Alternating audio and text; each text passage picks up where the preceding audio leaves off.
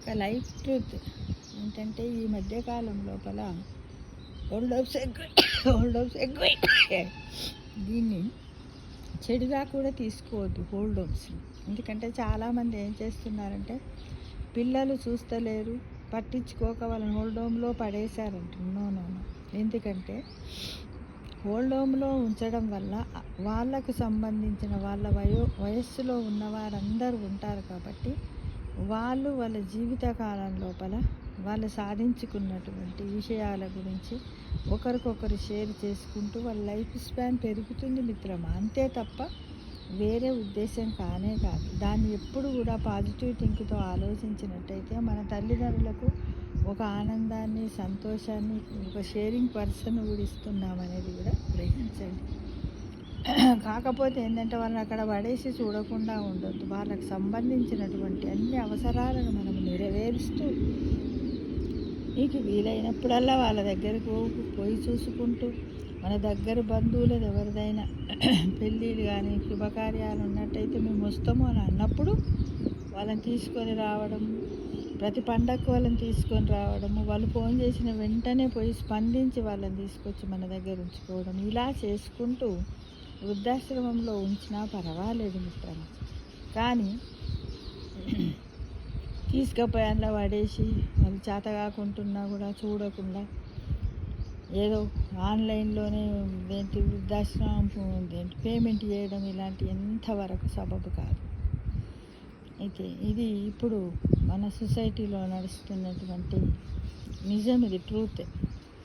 మనము ఎప్పుడైనా వృద్ధాశ్రమానికి వెళ్ళినప్పుడు అక్కడ వాళ్ళని మీ పిల్లలు ఏం చేస్తుంటారని ప్రశ్నిస్తే మా పిల్లలు ఫారిన్లో ఉంటారు, మా పిల్లలు లండన్లో ఉంటారు, మా పిల్లలు అమెరికాలో ఉంటారు, మా పిల్లలు డాక్టర్లు, ఇంజనీర్లు, లాయర్లు, బిజినెస్ చేస్తారు, చాలా గొప్ప వాళ్ళని చెబుతూ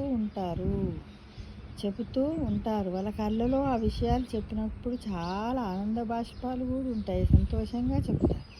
అంతేగాని ఏ ఒక్కరు మా పిల్లలు పేదవారు, నిరక్షరాస్యులని చెప్పరు. ఎందుకంటే పేదవాళ్ళు, నిరక్షరాస్యులు తమ తల్లిదండ్రులను అనాథలుగా విడిచిపెట్టరు అనేది ఇప్పుడు సొసైటీలో నడుస్తున్నటువంటి విషయం.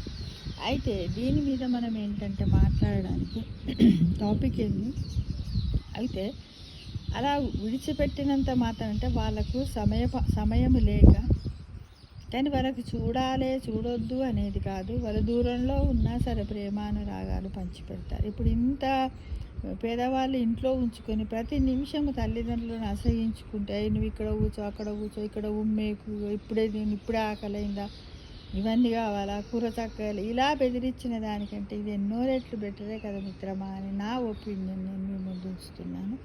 కాకపోతే నేను చెప్పినట్టుగా సాధ్యమైనంత వరకు వాళ్ళని ప్రేమానురాగాలతో చూస్తూ వాళ్ళ గురించి ఫారిన్లో ఉండని, ఆస్ట్రేలియాలో ఉండని, లండన్లో ఉండని, ఇంకెక్కడా జర్మనీలో ఉండని, ఎక్కడ ఉన్నా సరే ఆ 6 నెలలకు ఒకసారి రావడం అంటే పాసిబుల్గా కనీసం సంవత్సరానికి ఒకసారైనా రావాలి. రోజు వాళ్ళకు వీడియో కాల్లో మాట్లాడితే అంతకంటే గొప్ప సంతోషం వాళ్ళకి ఏముంటుంది.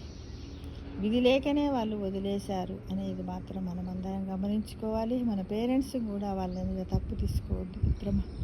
ఎందుకంటే మనం ఎన్నో దాటుకుంటూ ఇంత దూరం వచ్చాం. వాళ్ళు కూడా వాళ్ళ పిల్లలను కూడా మనం ఎలా తయారు చేసాం అంతకంటే ఎక్కువ తయారు చేయాల్సి ఉంటుంది. కాబట్టి వాళ్ళ పిల్లల బాధ్యత కూడా మనపై కొంతవరకు ఉందనే విషయాన్ని గమనించి అనాథాశ్రమాలను కానీ ఓల్డ్ హోమ్స్ని కానీ వేరే అభిప్రాయంతో చూడకండి మిత్రమా. అలా ఎందుకంటే అందరూ లేరు, కొంతమంది ఉన్నారు అలా చేసేవాళ్ళు. కానీ ఆ కొంతమంది కూడా ఈ వీడియో విన్న తర్వాత మారుతారేమో అని నేను ఆశిస్తున్నాను. Thank you for watching.